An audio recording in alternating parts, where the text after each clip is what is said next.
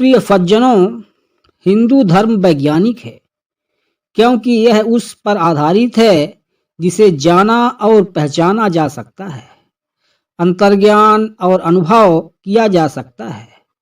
स्वर्ग पाने के लिए किसी अंधविश्वास की आवश्यकता नहीं है। ऋषियों के पास न केवल आध्यात्मिक बल्कि सांसारिक मामलों में भी गहन अंतर्दृष्टि थी। ऋग्वेद में कहा गया है कि पृथ्वी गोल है, सूर्य के चारों ओर घूमती है। योग एक सत्यापित विज्ञान है और जो कोई भी इसे नकारता है उसे छद्म विज्ञान कहने से पहले इसे समझना चाहिए। यह प्रकृति में धार्मिक भी नहीं है या इसकी परिभाषा भी बहुत दूर नहीं है। कुछ ऐसे वैज्ञानिक प्रमाण दिए गए हैं जो हिंदू धर्म के कुछ दैनिक कार्यों के हैं और इससे हिंदू धर्म के बारे में स्पष्ट तस्वीर मिलती है कि यह एक बहुत ही वैज्ञानिक धर्म है।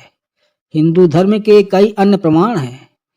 यह एक महान विज्ञान है जिसमें हमें भौतिकी, रसायन विज्ञान, चिकित्सा विज्ञान, खगोल विज्ञान, गणित, जीव विज्ञान आदि जैसे विज्ञान के किसी भी क्षेत्र का सारा ज्ञान मिलता है।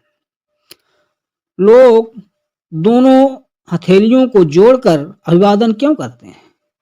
हिंदू संस्कृति में लोग अपनी हथेलियां जोड़कर एक दूसरे का अभिवादन करते हैं जिसे नमस्कार कहा जाता है। इस परंपरा के पीछे सामान्य कारण यह है कि दोनों हथेलियों को जोड़कर अभिवादन करना सम्मान का प्रतीक है। हालांकि वैज्ञानिक रूप से कहें तो दोनों हाथों को जोड़ने से सभी उंगलियों के सिरे आपस में जुड़ जाते हैं जो आँखों, कानों और दिमाग के दबाव बिंदुओं को दर्शाते हैं। उन्हें एक साथ दबाने से दबाव बिंदु सक्रिय होते हैं जो हमें उस व्यक्ति को लंबे समय तक याद रखने में मदद करते हैं। हिंदू महिलाएं पैर की अंगुली में अंगूठी क्यों पहनती हैं? पैर की अंगुली में अंगूठी पहनना सिर्फ विवाहित महिलाओं का महत्व नहीं है बल्कि इसके पीछे विज्ञान भी है। आमतौर पर पैर की दूसरी उंगली में बिछिया पहनी जाती है। दूसरी उंगली से एक खास नस गर्भाशय से जुड़ती है और हृदय तक जाती है। इस उंगली में बिछिया पहनने से गर्भाशय मजबूत होता है। यह गर्भाशय में रक्त के प्रवाह को नियंत्रित करके उसे स्वस्थ रखता है और मासिक धर्म चक्र नियमित होता है। चूंकि चांदी एक अच्छा कंडक्टर है इसलिए यह पृथ्वी से ध्रुवीय ऊर्जा को अवशोषित करता है और इसे शरीर में पहुंचाता है। पवित्र नदी में लोग सिक्के क्यों फेंकते हैं? इस कृत्य के लिए सामान्य तर्क यह दिया जाता है कि इससे सौभाग्य मिलता है। हालांकि वैज्ञानिक रूप से कहें तो प्राचीन काल में आज के स्टेनलेस स्टील के सिक्कों के विपरीत अधिकांश मुद्रा तांबे से बनी होती थी। तांबा एक महत्वपूर्ण धातु है जो मानव शरीर के लिए बहुत उपयोगी है।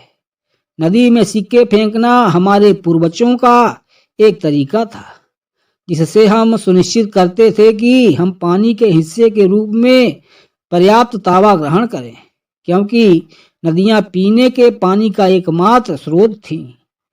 इसे एक रिवाज बनाने से यह सुनिश्चित हुआ कि हम सभी इस प्रथा का पालन करें। लोग माथे पर तिलक क्यों लगाते हैं? माथे पर दोनों भौहों के बीच एक ऐसा स्थान है जिसे प्राचीन काल से मानव शरीर में एक प्रमुख तंत्रिका बिंदु माना जाता है। कहा जाता है कि तिलक ऊर्जा के नुकसान को रोकता है। भौहों के बीच लाल कुमकुम मानव शरीर में ऊर्जा को बनाए रखने और एकाग्रता के विभिन्न स्तरों को नियंत्रित करने के लिए कहा जाता है। कुमकुम लगाते समय भौहों के मध्य क्षेत्र और आज्ञा चक्र पर स्थित बिंदु अपने आप दब जाते हैं। इससे चेहरे की मांसपेशियों में रक्त की आपूर्ति भी सुगम होती है। मंदिरों में घंटियां क्यों बजाई जाती हैं? मंदिर में आने वाले लोगों को गर्भगृह या गर्भ कक्ष में प्रवेश करने से पहले घंटी बजानी चाहिए, जहां मुख्य मूर्ति रखी जाती है।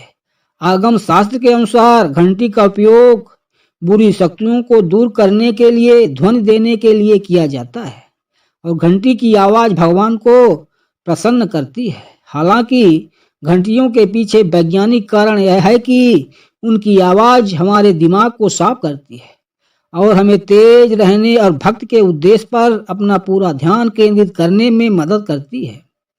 ये घंटियां इस तरह से बनाई गई हैं कि जब वे ध्वनि उत्पन्न करती हैं तो यह हमारे मस्तिष्क के बाएं और दाएं भागों की एकता बनाती है। जिस क्षण हम घंटी बजाते हैं, यह एक तीखी और स्थायी ध्वनि उत्पन्न करती है, जो प्रतिध्वनि मोड में कम से कम 7 सेकंड तक रहती है। प्रतिध्वनि की अवधि हमारे शरीर के सभी 7 उपचार केंद्रों को सक्रिय करने के लिए पर्याप्त है। इसका परिणाम हमारे मस्तिष्क को सभी नकारात्मक विचारों से खाली करना है। लोग भोजन मसाले से क्यों शुरू करते हैं और मीठे से क्यों खत्म करते हैं? हमारे पूर्वजों ने इस तथ्य पर जोर दिया है कि हमें अपने भोजन की शुरुआत मसालेदार चीज से करनी चाहिए और मीठे व्यंजन अंत में खाने चाहिए। इस खाने की प्रथा का महत्व यह है कि जहां मसालेदार चीजें पाचन रस और एसिड को सक्रिय करती हैं और यह सुनिश्चित करती हैं कि पाचन प्रक्रिया सुचारू रूप से और कुशलता से चलती रहे, वहीं मीठा या कार्बोहाइड्रेट पाचन प्रक्रिया को धीमा कर देता है। इसलिए मिठाई को हमेशा अंतिम आइटम के रूप में लेने की सलाह दी जाती है। भारतीय लड़कियां हाथ और पैरों पर मेहंदी क्यों लगाती हैं? हाथों को रंग देने के अलावा मेहंदी एक बहुत ही शक्तिशाली औषधि जड़ी बूटी है।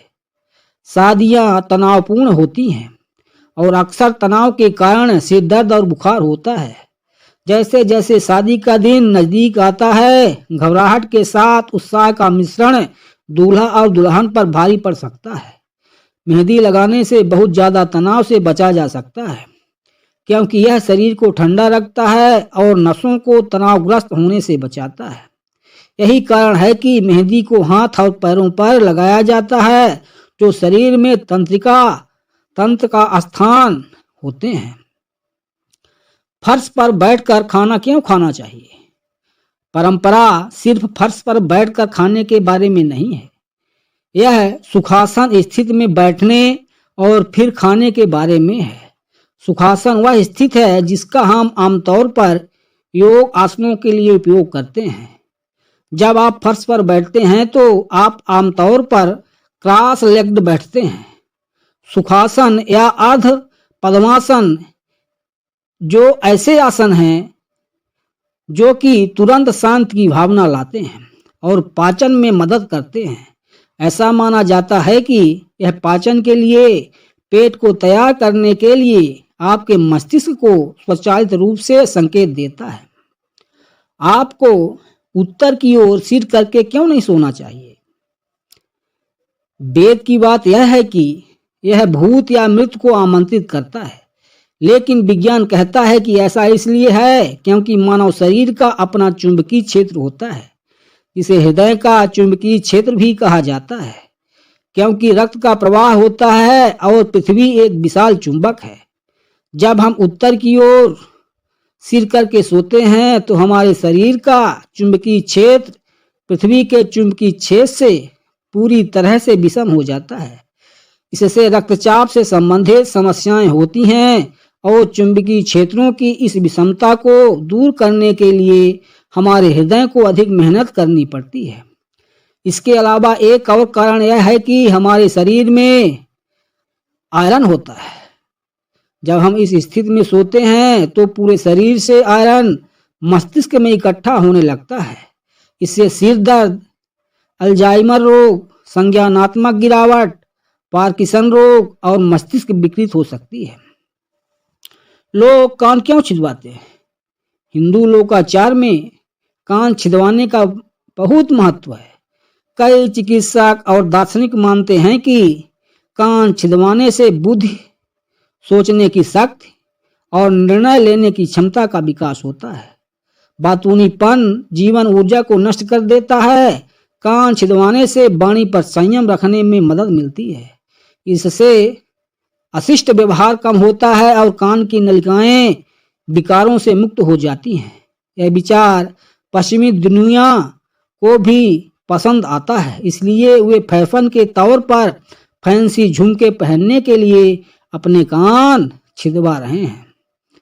प्रिय सज्जनों, यदि यह रोचक जानकारी आपको अच्छी लगी हो तो वीडियो को लाइक और चैनल को सब्सक्राइब कर लें।